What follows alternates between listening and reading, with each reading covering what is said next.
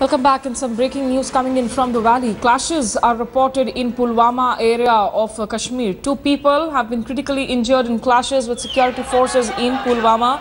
The area is tense and clashes have erupted. You can see these exclusive visuals on your television screens. And this happened when the funeral of the militant killed in yesterday's gun battle was taking place in Kakapora area. Reports suggest that clashes started and the police used tear gas shells and even fired in the air to disperse the rampaging. There you see heavy turnout on the streets yesterday. That encounter that continued for several hours, where 3 militants had taken on security forces. One of them was killed, and during the funeral of that militant killed, you could see the kind of turnout that has happened on the streets, people taking to slogans, shouting, and clashes as well. Let's get in a word from my colleague Shuja ul Haq, who has been monitoring developments on the ground. Shuja, first of all, give us an update. Are the clashes still on? Are there more people who are reportedly injured? Well, the area is reported to be dense. It all started since very early in the morning when, the news of this local militant having been killed started trickling in. Remember, this is a militant named Talib Shah who was in that encounter yesterday and was killed by the security forces. Since he's a local militant, so there was anticipation that there could be, emotions involved in the area. That's why the security presence was also ensured. As we speak, there are clashes that are being reported at various places, but we've been told that 2 boys have been injured. They've been shifted to the hospital. I'm just told by the security forces that the agency reported that both of them are stable, but the entire area remains tense, and it is because of the fact that this militant was a local resident that these many people turned out for funeral. At various places they clashed with the police, and police retaliated with tear gas shelling and other means of dispersing the mob. Okay, Shuja, stay with us. I'm also joined by news editor Shiv Arur on the phone line. Shiv, areas like Pulwama, Kupwara, Bandipur, these are areas which in the late 80s, the 89-90s phase, when militancy first erupted in Srinagar, had always been the strong militant holds, really. And now, after these 2 decades, you see these visuals. Perhaps what is more concerning is the fact that there are more and more locals who seem to be once again going back into militancy fold and not necessarily people crossing over from the other side.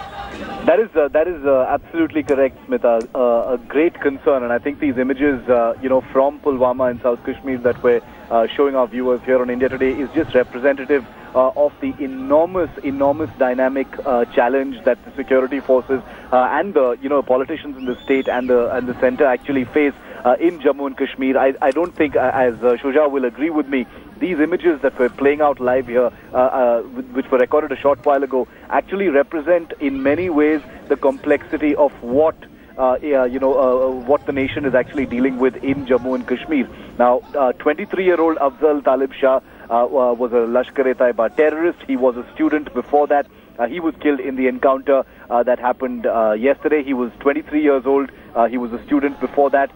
Huge amount of radicalization that took place, visits across the line of control as well for training, but he was categorized as a Category A militant who is said to have swiftly risen up the Lashkar-e-Taiba ranks after joining the terrorist outfit only just about over a year ago. In April 2014 is when he actually joined the Lashkar-e-Taiba, Smita. Right. So the huge amount of local appeal, local support for him is understandable, even if it is still quite shocking, because at the end of the day he may have been a local a local personality, but at the end but let's also remember that he was a member of the Lashkar-e-Taiba, which is an organization that's been banned not only in India but also in Pakistan and by several countries across the world. The Lashkar-e-Taiba does not stand for even for the so-called Kashmiri cause that has been instigated by Pakistan all this while.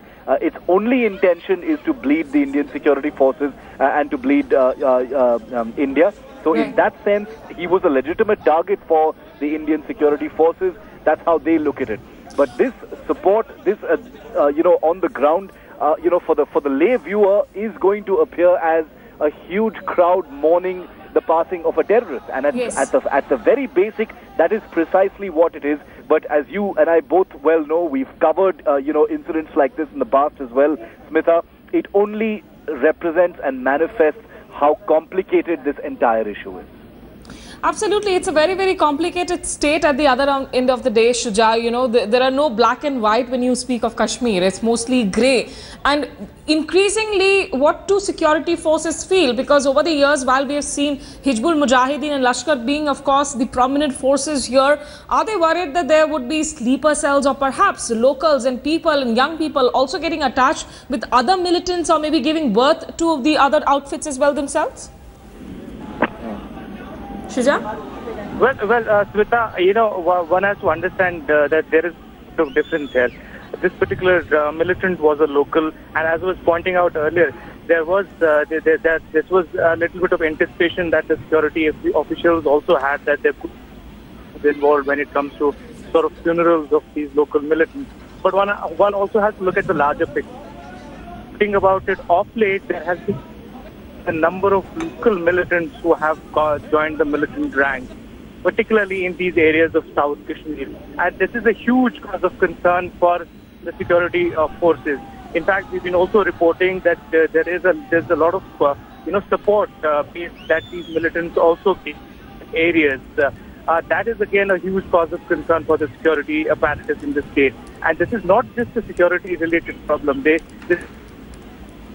On the policy of the state at large, and also the center at, to be specific, whoever deals with Kashmir, the conflict, so to speak. There have been many instances where this point has been raised, that of late the number of local militants has started growing, more than those militants who used to come from across the border. So that is something that a lot of security experts have been warning the state government, warning the security apparatus to take care of, to be concerned about. And right. I'm sure that is something that is really looked at this point of time by the entire mechanism. Okay, many thanks Shiv Arur as well as Shuja ul Haq for having joined us from the latest on the ground as far as Pulwama is concerned. Meanwhile, some more breaking news coming in. West Bengal Chief Minister Mamata Banerjee is giving the last honour to BSF Jawan Shubhendu Roy at the Bagdogra airport, who died in the Udhampur militant attack. So you can see the images, of course. The BSF martyr Constable Rocky was laid to rest this morning at his hometown of Yamunanagar in Haryana with full military honours.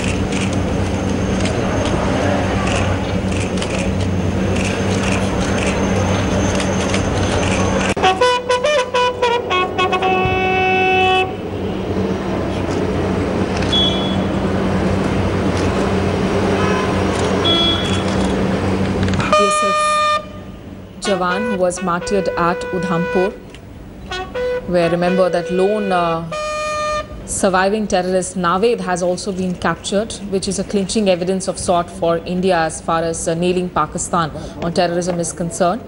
And West Bengal Chief Minister Mamata Banerjee there at Bagdogra airport.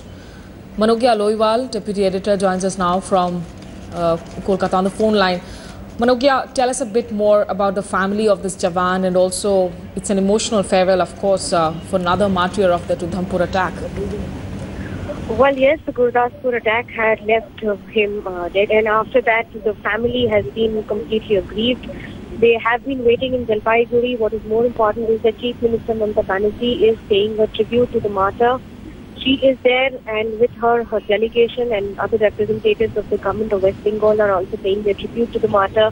His body has been brought from Jammu, then to Delhi, and now from Delhi to Bagdogra, and then will be taken to his native village in Jalpaiguri. Remember, his family has 2 daughters as well as his wife and the brother. They are there. But it is, of course, a moment of combination of emotions for the family, and also understanding that not only it's the pride that he's done an act of a valiant and great gallantry act also. But besides that, the life loss is of course a personal loss for the family here in Bengal. What about the journey from here on, Manugya? Well, for a family, it has to be an emotional roller coaster ride.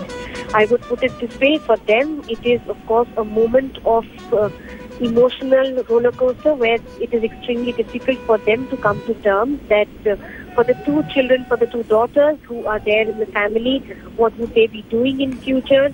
What Chief Minister Mamata Banerjee will be taking steps in order to ensure that these people are being taken care of not only by the government of India, but also by the government of West Bengal.